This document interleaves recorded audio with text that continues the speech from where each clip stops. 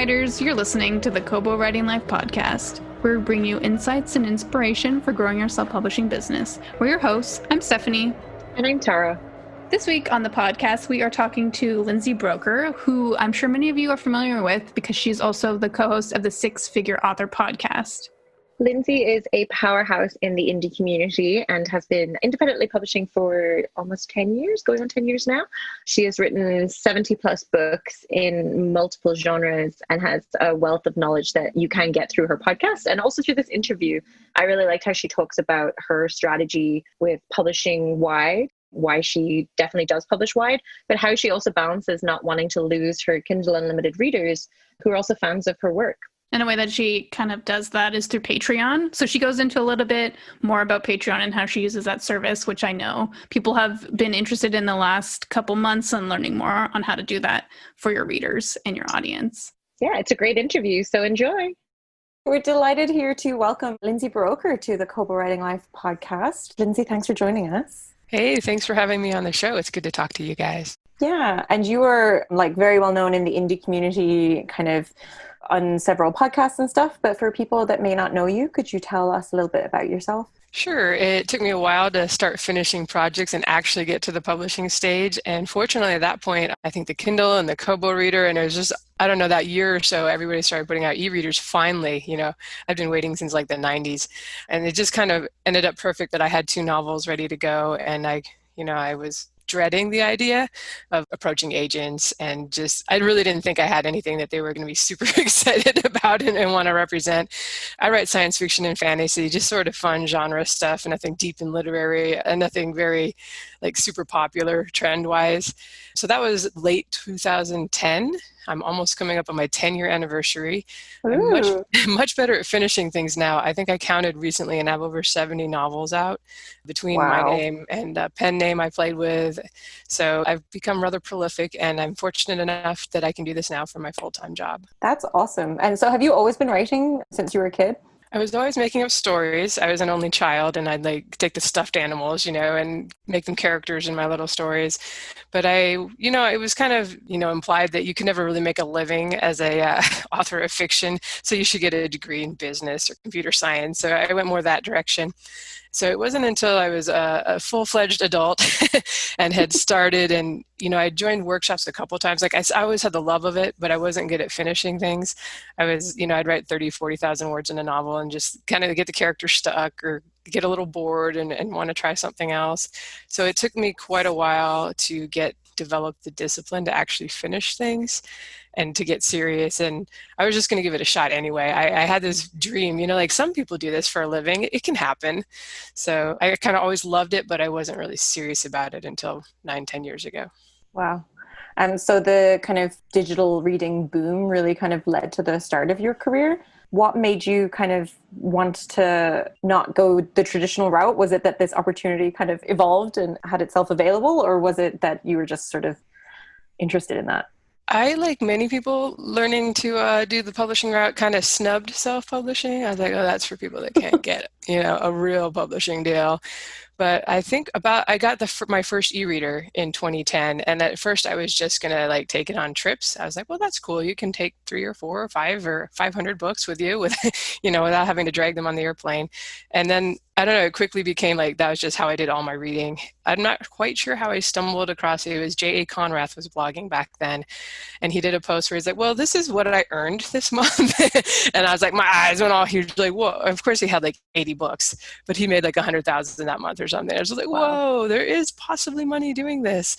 So almost immediately I was like, yep, I think I'm going to ditch the agent things. I had just started querying, and it's even if I got lucky, it would have been 2-3 more years before I got something published. And here I could just publish right away. I had to, that was early enough. You kind of had to figure out cover design. There wasn't a whole industry built up yet, but still, for my impatient self, it was just perfect. And the fact that people were actually making money was super motivating to give it a try. How many books do you think you would have had written in that 2 to 3 years that you would have been waiting for that book 1 to go out? I don't know, because the advice was don't even start a series until you actually sell the first book, because if you can ever sell the first book, we're like, what we're going to do is 6 more books. So my first 2 books actually were not 1 and 2 in a series, which because that was the advice. And if I had known about self-publishing, I would have known, wow, what I really want here is a series of a whole bunch of books with the same characters, since it's a lot easier to get people to continue on if they fall in love with your characters in book one and you keep the same characters going for the series. Speaking of advice, do you think there was anything you wish you knew when you started self-publishing, like in 2010? I think the thing it took me longest to get down was cover art. Like, I knew I wanted cool covers, but I didn't know how to get them. I was really bad at, like, I was surfing through DeviantArt, and I finally found somebody who was like in India, and the translation was not quite happening there. Like, he spoke English, but I was like, no, she has to have more clothes on, like, it's just not like a bare skin woman type of story. And, and so I ended up doing stuff for covers for quite a while that was just, they were okay. But I think if I'd had really on point covers for, I was kind of publishing steampunk / epic fantasy in that area, I probably would have had a little more success earlier on. As it was, I did a lot of the book one free when I figured out how to do that, and trusted people were just willing to try it because it was free. So the cover didn't have to be that great. Although now I think these days you probably need a pretty rocking cover even for a free book one. But that's the thing that, it's great now. There's much more of an industry, and you can just find a cover designer and say, hey, I'm doing urban fantasy. And even if you don't have a clue, they probably have a pretty good idea of sort of what's selling and what's doing well now. Do you think it's easier or harder now for an author starting? Because I know there's a lot more resources, but it's also like a much more crowded market. So I'm curious about what you think. I always tell people that when I got started, and it was December 2010, I felt like I'd already missed the boat. Like, Amanda Hawking had already become the Kindle millionaire, and a lot of people were already doing super well just because they were so early. They were in there like a year or two before me. So if you feel that way today, it's probably the same, but there's still opportunities, and there is so many more resources now. I think the hard part, though, is that there's also a lot of people sharing how much they're making, and that can maybe set up some false expectations. Like, even though I saw J.A. Conrad's $100,000, he also came out of traditional publishing and had 80 novels. So I didn't think I was going to make that right away. I was super excited when I got to like $200 or $300 a month. There weren't too many people out there posting stuff that you were comparing yourself with. So to me, that seemed like, okay, this is good. I'll just keep doing more of the same, and gradually I can build this. I see authors today who are disappointed when they don't kill it right out of the first book they publish. They're like, man, I didn't make 5 figures this month. I suck. This sucks. This is a hoax. So, it's tough, but there are more resources, and you can still just kind of gradually build up an audience, as long as you have the thought process that it's not probably going to be your first book or even your first series. But if you slowly build up a fan base, you can absolutely make it to the point where, maybe you're not making 100,000 a month, although, who knows, maybe you could. But, there are a lot of people that just kind of get to the point where they can replace the day job income if they're, fairly prolific. It's tough if you're doing like a novel every 2 or 3 years, but if you can write a little quicker than that, you can, over time get there. Yeah. When you began, did you see this immediately as a business because you were self-publishing, or was it more that you started to write in a series because you enjoyed it? I know that you kind of bounced from different genres a little bit. So was it the writing that drove it first, or did you immediately see it as a business because you wanted to be like a full-time writer? Well, I always loved series as a reader, so that was certainly always something I planned on doing. I couldn't see doing less than 6 books with the first character. My first series was The Emperor's Edge, and those characters. It ended up being 7 books in the main series, and then a couple spin-off things. I was self-employed before that, and I had done like search engine optimization and content writing for the web, so I wasn't scared about the idea of learning. It's like the ideal thing to go from to go It into was, this. but I knew absolutely nothing about the publishing world, so I actually knew less than I thought I did. I wasn't scared to learn it and to accept that, okay, I'm going to have to do some marketing and learn enough of that to actually get people to find my books. So I wasn't at least naive about like, I'll just put it up there and they will magically sell. So it helps if you can have just a little bit of an entrepreneurial spirit. So what trends do you think you're seeing now in the market compared to like previous years? This might be a hard, vague question, but I am super bad actually at like predicting trends or knowing what's going to happen. People keep saying audiobooks are are becoming more popular, and I do okay with audiobooks. I'm still kind of trying to crack that. I know people that make six figures a year just from their audiobooks, and I'm not there. I do real well with my ebooks, but I'm glad now that we're seeing more alternatives to like ACX, Audible. Like I know you guys have started your, I haven't directly uploaded yet. I'm through Findaway Voices. I finally have a couple series on Kobo. Maybe I should ask you, because I think I just heard a podcast where you're like, we need more sci-fi and fantasy audiobooks. I was like, oh, I have them, but they're through Findaway. Should I bring them direct to Kobo? Yeah, Steph's our audiobook wizard. She runs that program. Well, yeah, if you upload directly, you can be in our promos, our specific Kobo promos. You should do that. I'll give you access. Right. Excellent. As I ask on the middle of the podcast. That's right. But so maybe audiobooks, and then I think it is getting very competitive with all the, those Facebook ads and Amazon ads. And I don't think Kobo has its own platform yet, but we'll see. You guys have your promos. I'm sure those are probably more competitive than they used to be. So I think that I actually have been saying, I think the trend may be back towards just trying to focus on gradually building up a fan base, one release at a time, and maybe not worrying so much about having this huge money to spend on advertising. It's not that that can't work, but I think other things still work that worked 10 years ago or 5 years ago, and maybe some people have forgotten about that, and they're just going straight to like, oh, I got to spend $5,000 on Facebook ads if I want to make any money doing this. I do think that stuff with indie publishing, even though it's so fast changing, is quite cyclical. Is that the right word in a cycle? That sounds right to me. That is the right word? Okay, right. Yeah. But that, what is the hot genre right now will come back around in a few years or something similar. And I've been seeing more and more, even like small publishers or indie authors themselves actually looking at the traditional publishing model to try and see what they can take from that, and more and more hybrid authors. So I think that's good. You're probably on the right track, that things will come kind of more around to still publishing, but with the added advertising factors and all the different formats that are available. Do you have a hard time kind of having so many audiobooks because your series are quite long? How do you balance production? It is a challenge because they actually take them longer to narrate and produce usually than it takes me to write another book sometimes. So right now I'm doing some of them on my own, and I also have, I'm with Podium Publishing for some of my series. So sometimes it's really nice just to like, here you go, here's a manuscript and the cover art, you guys handle everything else. Obviously you're keeping less of the money that way, but with audiobooks it is fairly expensive to get, good quality narrators are often around $200-$400 per finished hour, which can be like 8-10 hours for an audiobook, or way more if you're doing something like epic fantasy or thinking of putting together a box set. So it's always, you kind of have to look at like, you will have this asset for the rest of your life. It doesn't have to necessarily earn out in the first 6 months. That's always nice if something kind of takes off, but I don't expect it to. And I found that with the audiobooks, anytime I run an ebook promotion, whether, if I'm lucky enough to get a BookBub, great. But if I use some of the other sites, do like a stack some promos for a free run on a book one in a series, that will help with the audiobook sales. I've done a couple of chirp deals, which BookBub has started that. So I'm always happy to see like the more people out there. And now I'm like, okay, I got to check out the Kobo. I have to upload directly like I do because I did with the ebooks.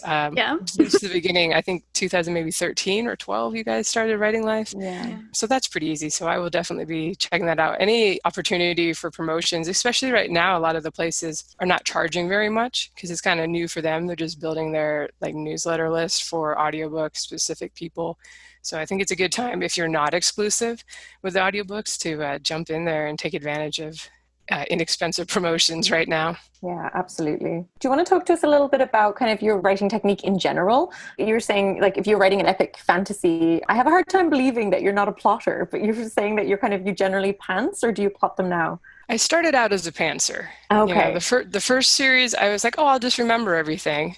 Because, I think this is true with a lot of writers. Probably for your first series, those characters have been with you for a long time. Like, a lot of us had wrote short stories with them, or you tried a couple different novels, or they were just living in your head before you got serious about writing. So that kind of worked for my first series.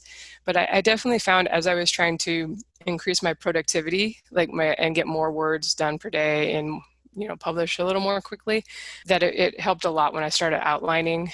In the beginning, when I pantsed them, I'd often have just scenes that I would end up deleting or, I'd put it over, like, I'd save it. You never want to like get rid of anything as a writer, but you're like, well, okay, I spent however long writing that 4,000 word scene.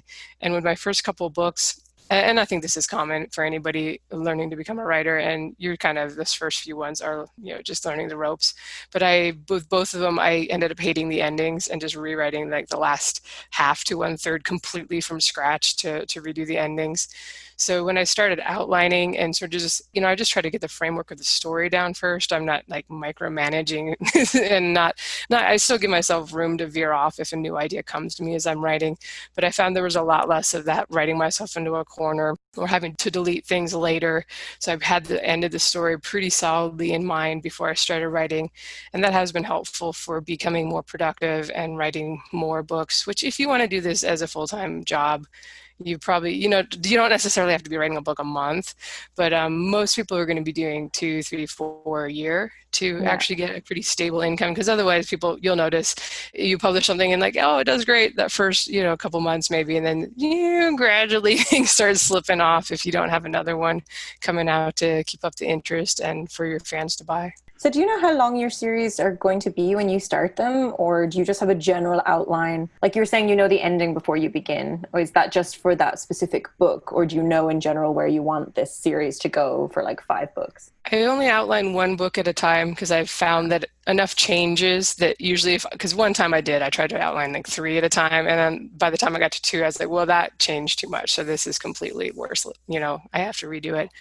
I do usually know how the series ends. Like, oftentimes I'll have like a romance or something that, they start as enemies, but by book 7, finally they're together. So that'll be like one thing that keeps readers reading because they want to see the characters get together. And I usually know who the big bad guy is at the end. And I might not know exactly how the confrontation is going to go yet, but I know like we got to defeat this guy. And, if it's I have a space opera series too, where they end up like redoing the whole government for all the systems. So I know that that's the ending and I can get there, but I usually don't, do too much for specific books other than the one I'm about to start writing. Fair enough. I think George R. Martin kind of taught all writers to like at least know the ending so you can kind of work toward it. I don't know if that was how he meant the show to end, but we'll potentially we don't never know. Yeah. Well, it's tough if you don't know the ending, but you keep like opening all these interesting mysteries and having all these characters with an intriguing past, but you don't know yet how it's going to end and you're just discovering it. Sometimes you end up with an ending that's not that satisfying. And you always want as an author to see that like probably your review average on your last book is at least as good as the ones before, if not better. Like, because I feel like if you don't have a satisfactory ending, readers are going to be less likely to try the next series from you. Do you look at ratings and reviews often or just like a quick glance? Not go into them. I'm just curious. Yeah, no, I'm pretty much a quick glance. It's hard not to see like the review average when you're just fiddling around in the store getting the links for promos or something. But I'm actually very sensitive to criticism. Like I'm very open to it when I have beta readers and I'm still editing, but once it's out there, it's not like you're going to rewrite it really. And I find that, the negative feedback, even though you might have got like 9 positive feedbacks, readers that really loved it, it's always the one that sticks in your mind and that can be kind of a downer for the rest of the day. If I think a lot of creatives are like that. We're a little, you're told you got to develop a hard skin, but that's tough. I find it easier just not to look. That's true. Do you enjoy reading long series or do you like writing them? I enjoy reading them too. I'm like super excited when I find a book one, then I love the characters. I'm like, thank goodness she has like 10 more books. And then on the flip side, I'm like, well, this is the only one. And then they have they have other books out, especially in romance, of course, because it's usually the same couple and they're happily ever after at the end of one book. And maybe the author's written more, about other characters, but you're like, I'm not sure if I'm going to be into those characters as much. So I always tell romance authors, make sure you have really cool side characters in the, like the first book so that people are excited to read about their adventure next. In their romance, because 2 of them are going to end up together. Right. So what are you working on now? I'm about to start the 8th book in my Star Kingdom series, which is the sci-fi I mentioned. It got pretty epic. They started at a normal length, around 90,000 words, and then have gotten up above 150,000 words, and this one will probably be in that length. I've been doing some urban fantasy on the side, So that's a little how long are easier. those audiobooks? They must be several hours. This series I'm doing with Podium Publishing, and they've actually been bundling them. The first three were 80, 90,000 words each, so they put those into one audiobook, which we found that, of course, people that are with the credit subscription systems, they get super excited to get like 30 hours for their one credit. And then they bundled 4 and 5. But now that they've gotten longer, like 6, 7, and 8, they're just going to do individually, because I think it ends up being, like 150,000 words is probably more than 15 hours. I think it's like 9,100 words an hour is average. So, but that's what people want when they're on the subscription system. They're like, I paid my $15 for this credit. I want a big book. I didn't think of it that way, but that makes total sense. That's why I think Elise was saying that people really like audiobooks for kind of getting the value for money, especially with kind of sci-fi books and things like that. And also, I like her point that some readers just like it to figure out the pronunciation of characters. Like, do you ever deliberately have like difficult names in yours? I am horrible about having difficult names. I actually have dragon names in my urban fantasy. It's sort of a tradition in fantasy. You can't have just you can't have like Sam the dragon, right? You got to have like, my romantic interest dragon is Lord Zavnaquatal with like an apostrophe in there. And I think I even left out one of the syllables. So my poor narrator has to do those. But, do they ask you how to pronounce them, or do you just give like a phonetic kind of guide, or just let them guess? Well, often I'll just do whatever they want. For minor characters, my narrator will read through it and then send anything she has a question mark on. I've found too that when I try to do like international, not just like all American or like English, Brown, Taylor, Smith for last names of characters, but that's gotten me into the like, how do I pronounce this Chinese surname? And I'm like, I have to look it up. I'm on YouTube, like how to pronounce, and I send it along. So I think it's good though to have that variety. But yeah, I've certainly had people listen to the audiobooks and say like, wow, that's not how I thought that name was pronounced. And I'm like, that's not really how I pronounce it in my head either. Love that. Like you're just seeing it in a new way when even you're listening to them. So how do you balance your books between being wide and then you also publish sometimes exclusively? I know that this is often a question that authors think that they have to decide on, whereas I don't think there's one forever. Like being wide just doesn't mean that you're not necessarily ever going to dip into exclusive and vice versa. So are there pros and cons of balancing both versus going with one? Well, one of the challenges, and what I do is I started out obviously wide because that's all there was in 2010. There was nobody trying to do the exclusive thing. But then I think around 2015 or so, I was seeing that it was such an advantage to launch a like exclusive with Amazon. And I was like, oh man, this is tough, because you'd see similar books to yours doing much better by being exclusive. But I had a big audience. I had readers on Kobo and Barnes & Noble, and even Google Play, I've done okay with them. So it was really hard to make the decision. I actually did it when I wrote my first space opera series. I went exclusive because that was a new genre for me, and I thought that was sort of the time when maybe people wouldn't be as disappointed if they couldn't get it right away in the other stores, which is not true. So what I do now, though, is I usually first I have a Patreon, and I put out my arcs there like a couple weeks before the books get published. So that's a way that I actually get more money, because it's more like 90% instead of 70%, because it's almost like doing it direct. They're just taking the payment processing money. For the readers that do want it early for their device, whether, I can do EPUBs and MOBIs and PDFs for just about everybody. That's an option for them. I don't charge them anymore. It's like $5 to be $5 per thing I put out, and then the novels I publish usually at $4.99. So it ends up being about the same. And then I might launch a series, like if it's a brand new series, put it exclusive for a while I'm writing the series and sort of take advantage of, being exclusive over there. But then eventually I take it out and I can kind of have a second launch on all the other stores. I just did that with my Heritage of Power series and was able right away to get a BookBub for the first one, and, made it free for a while. And so that helped, even though it had been a while since I published, it was like all of a sudden I had 5 books I could publish at once. So you can do the rapid release on the other stores too. So that's sort of where I am these days. I think like many authors, I'm not a fan of exclusivity with anything. And in a perfect world, the opportunities would be equal all across the board, So, but it's working now for me pretty well. There are certainly readers who are like, well, why isn't this in Kindle Unlimited? And I'm like, well, sorry, you're gonna have to buy that one, you know. And then there's other people like, well, why isn't this over here on Kobo yet? I'm like, well, it's coming, it's coming. So it is tough. If you decide to divide it like that, you do get people that it's hard to make everyone happy. So it's a challenge. I think my preference would be just to be wide with everything all the time, and we'll see what the future brings. I may tire one day of chasing like my sales ranking and you know, all that stuff. Sometimes you just want to put it out there and not worry too much about, is it in the top 100 for, you know, fantasy romance or epic fantasy, and we shall see. Yeah, I think it's a good approach to be able to balance them, but I can imagine that it is an extra workload on top of an indie author who's already doing most things themselves and like this being their own business. But no, I think it's kind of a good balance. You talked about the different genres. What makes you decide what genre to write in, like moving into like when you're trying out a space opera?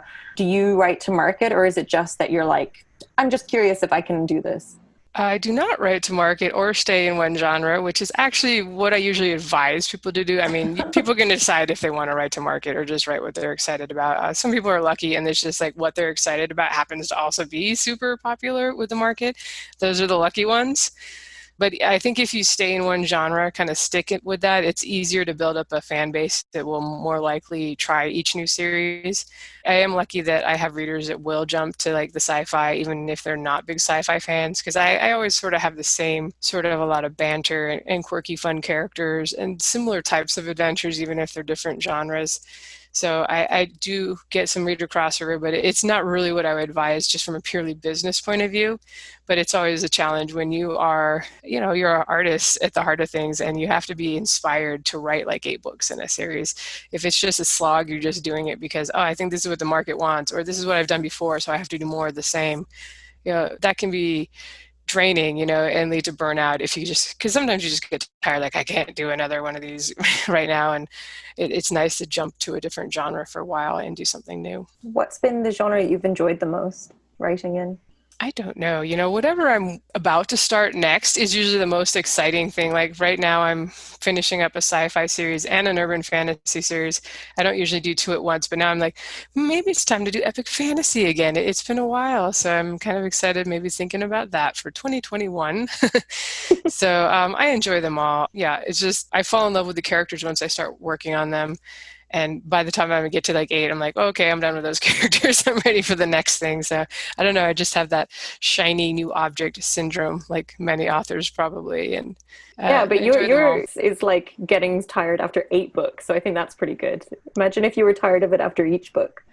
Well, some people do like 15, 20 books in a series. And, you know, if you actually have good read through and the fans want it, that's great. But I'm just usually kind of done with those guys. I like to have like sort of a specific story arc too, rather than just doing new installment. You know, I'm not so much into the episodic stuff. I always like something that you're kind of building towards in this forward progress for the characters and for me as a writer. And it's like a big relief when you actually bring everything together. So I don't know. Kudos to those that can keep doing with the same characters and keep coming up with new ideas and keeping them fresh. So a couple of our listeners are interested in Patreon. So I'm just wondering how long you've had it and if you have any advice for authors interested in starting their own, because I haven't seen much about that about authors recently, and I was just wondering what your advice would be. So I did mine for a different reason than a lot of people do. I was very much looking like, how can I get the ARCs out, you know, the advanced reader copies, in a way that I didn't want to like let's put them on Kobo for a week and then yank them down and then make them exclusive over here. I didn't want to do that. So that's sort of how I'm doing it. I occasionally give them like an extra free story ahead of time, or, you know, some stuff, but I don't do like a lot of people who do Patreon, you know, maybe they're traditionally published and they've got 2 novels coming out a year, and then they're over here doing an extra short story just for their Patreon subscribers. And that can work if you've got a good fan base, and also if you can write short stories pretty quickly, or, you know, any kind of bonus content that you want to do. But I didn't want to make myself a whole lot of extra work. So basically they get the novels and sometimes they get bonus. At this point, I have such a big catalog that I'm like, hey, here's a bundle of these novels I published 7 years ago that you may, you know, may not have tried yet. So I can give them bonus things without actually doing a whole lot of extra work. I do think it's tough as an indie author. Usually by the time you've got a big enough reader base, you don't need to do Patreon.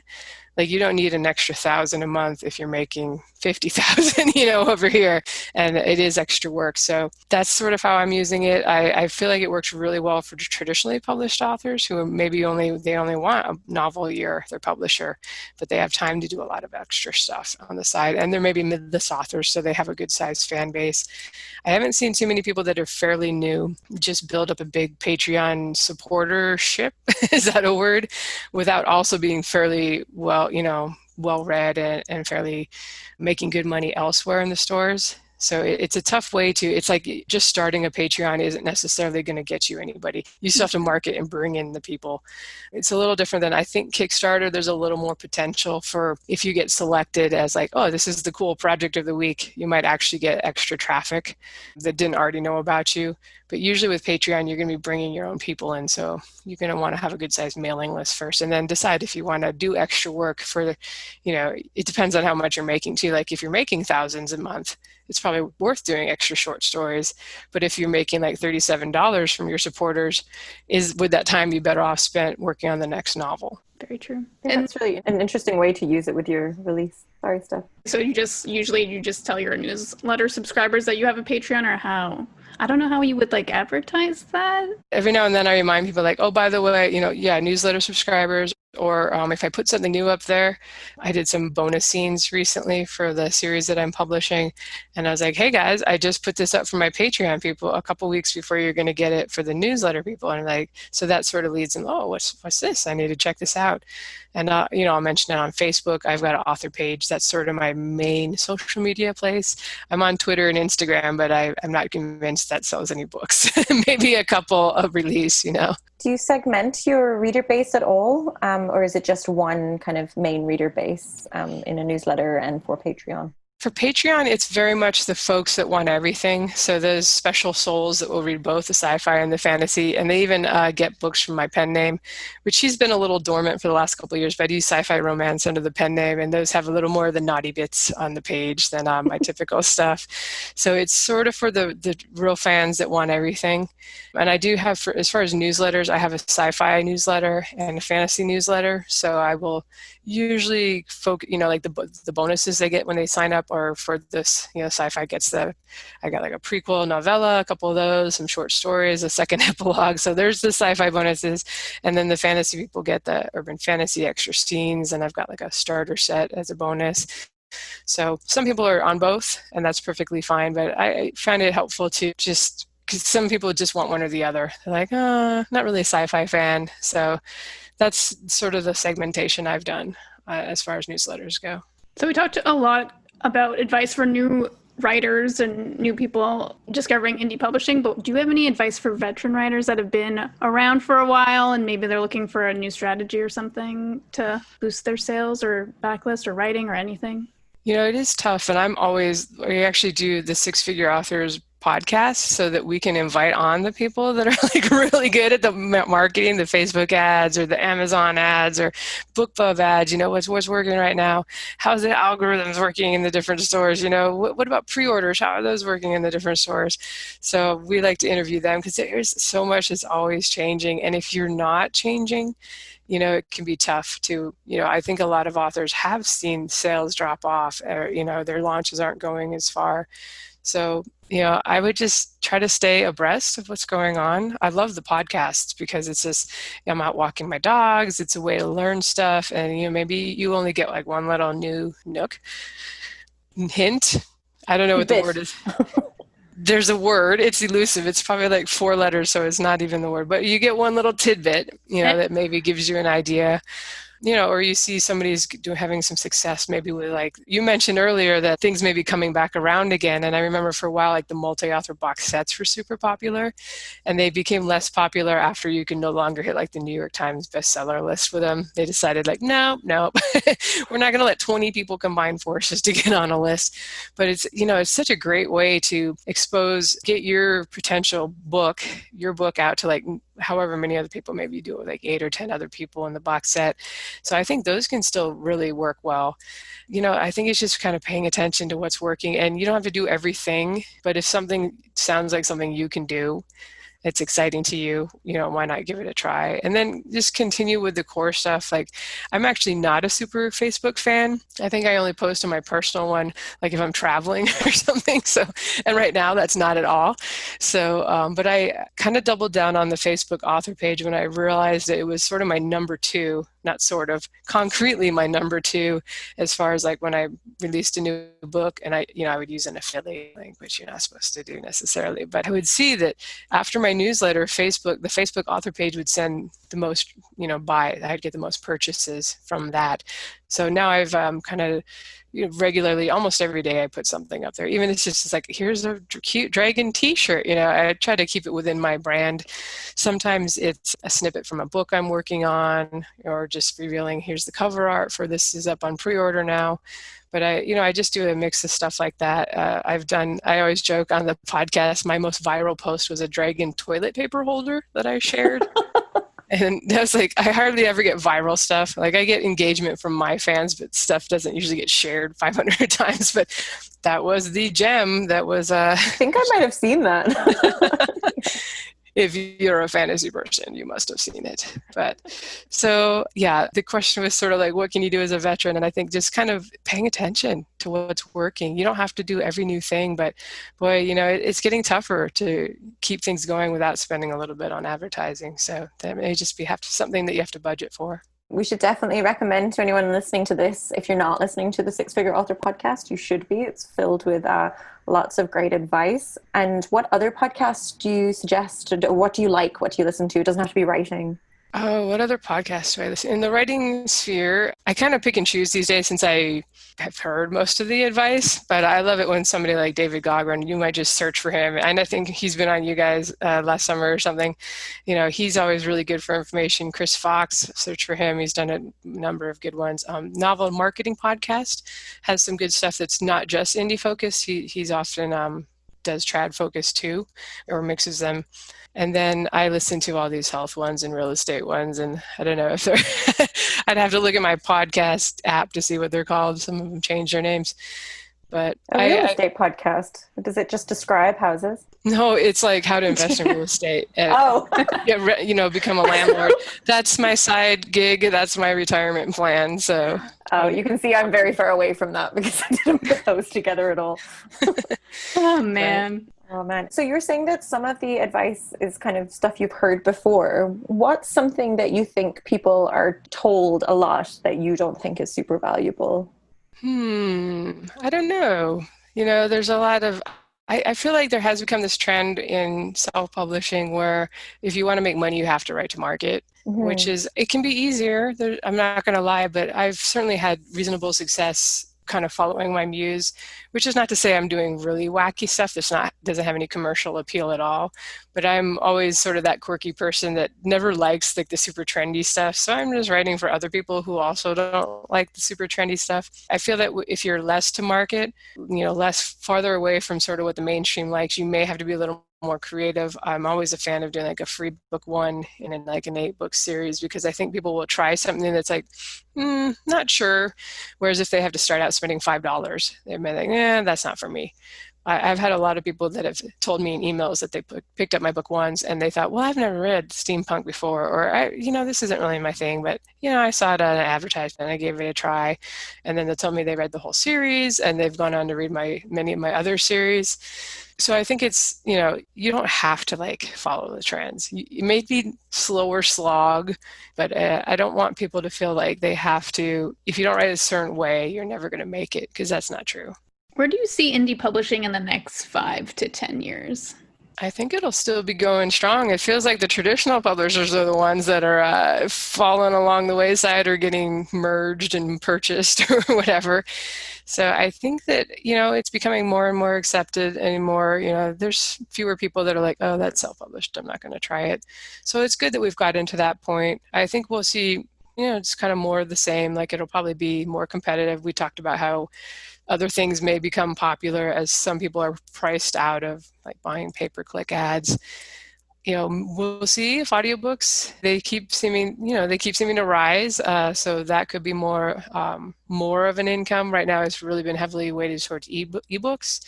And I actually made $1,000 last month from print books. So I was kind of shocked there. And that may just be I don't know, having more books in my catalog at this point, because it used to be like $100 a month. It's just almost everybody went towards ebooks, and I always priced the POD books inexpensively. And now I was like, well, maybe I'll just make it like $2 more. And then I actually make as much from the sale of the paperback now as an ebook. So prices have gone up. So people are willing to pay more for paperbacks than maybe they were 10 years ago. So I don't know if that'll ever become a huge source of income, but we may see a little more of that. I certainly see people do special edition hardbacks and do a Kickstarter.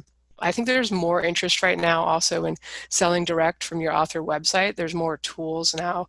BookFunnel integrates with like PayHip and PayPal, I believe now. I haven't done it yet. I wait for Joanna Penn, the Creative Penn podcast. I'm sure you guys have had her on or mentioned her. I wait for her to do things. She's always like trying everything like that first. But so that may be too more if we do the direct sales. In addition to being in the stores, it's sort of a place where you can get paid right away. If they download the book today, you can get the money today and maybe keep 90% of it. So maybe that'll be more of a thing, not necessarily just for like the $5 ebook novel, but if you do some special edition things, we might see more authors doing that. I mean, some already are. I just haven't tried it too much yet outside of sort of the Patreon model, but it's always something to keep in mind. It's a little extra work. Sometimes it's nice to just upload it to the store and let you guys handle all the payment processing and customer support when we can't figure out why isn't it on my device. But that may be a little bit of a trend coming forward. Nice. I think there you covered lots of good stuff there, especially with the thinking that traditional publishers are looking more toward indies, because I really do think that indies have cracked the digital selling market, and traditional publishers have not a lot to learn, but there's some things that they can definitely learn. Last question that we want to ask is Steph's favorite question. Do you want to ask or should I? You go for it. Okay. What are you loving right now? It could be anything, like a book, a TV show, a film, music. I don't know. I've been just trying to find stuff that's not COVID podcasts or COVID in my real estate podcast, like really? So I've actually I finally subscribed to like the YouTube Premium, they're always pushing it ad free. Oh. And so you can put the YouTube on your phone, have it playing in your pocket, and the screen can be off. So it's like a podcast, which is what I prefer to videos. And before you couldn't do that. So you had to keep the video playing. And I've just found a whole bunch of lectures on there. There's a guy that I think it's like The Skeptic or something, but he always gets nonfiction science authors on. And like, I may not be willing to commit to somebody's 20-hour audiobook of like whatever scientific thing they're exploring, but he's got like hour interviews, and they're really smart people. And I just feel so much smarter afterwards from having listened to these PhDs talk about stuff. And you kind of get the gist of their books without having to commit to some of the nonfiction books still trend really long and kind of dry. Yeah. Don't tell the authors that. So I'm really enjoying the interviews. They're sort of a summing up, and there's a lot more personality in the authors sometimes than in the actual books. So that's been kind of fun. I didn't know that was a feature of the premium. I love that because I hate having to keep the video open when you're listening to YouTube. Because I don't want to watch videos. I mean, it's usually just like us right now, right? It's just talking heads. Yeah. The audio is fine. So I resisted it for a long time, but now they're getting my $10 a month or whatever. So there's a lot of good content on there, though. Have you been putting your podcast up on YouTube? We do. We're just the talking heads. We don't do anything to make it look cool, but it's always surprising when we usually get like a 500 or maybe eventually 1,000 views on somebody doing something scintillating. We get a lot more audio downloads, but I tell this story. We had somebody that I met at a conference that was a listener, and she said her and her husband watch it in their living room on like their big screen TV. And I was just horrified, like, oh my gosh, who would do this? Why? My face is giant. My nostril hairs are like high def resolution. So apparently some people do enjoy the video experience more than I do. I do watch YouTube videos on my TV sometimes, so Sometimes. Sometime. You love YouTube. I do love YouTube. YouTube is pretty great. Steph's always able to tell me about the latest YouTube drama and stuff that's happening, and I get sucked into that world. It's pretty good. Well, now that I'm sucked into the premium thing, we'll see. I've been surfing around, seeing what all's out there. You're going to get some wild recommendations or something. You just want, because it'll automatically start playing the next thing. Yeah. And you're just like, what am I listening to now? It's like, this is like complete polar opposite of the last thing. Maybe they're trying to, it'll be like the same topic, science something, but it'll be like, here's the religious viewpoint of this versus what we were talking about, more of the Darwinist stuff over here. And it's like, okay, maybe they're trying to broaden my horizons by giving me all viewpoints of a certain topic. Go YouTube. This has been great. Did we miss anything? Is there anything else you wanted to cover? I don't need to cover anything unless you guys had anything else that, I don't know, we kind of talked for quite a while. Yeah, I think we covered everything. We pimped YouTube Premium. Make sure they become a sponsor for the episode. I'll let them know. If not, we're going to cut this. Come on. That's right. Snip, snip. She's just magically listening to stuff. Well, thanks very much, Lindsay. That was great. Well, thank you for having me on. And thanks to everyone who's listening to the show and still listening all the way to the end. Thank you for listening to the Kobo Writing Life podcast. If you're looking for Lindsay's books, we will have a link to them on our show notes and our blog. And if you're interested in learning how to grow your sales, visit kobowritinglife.com. This episode was produced by Stephanie McGrath and Tara Kremen. It was edited by Kelly Robotham.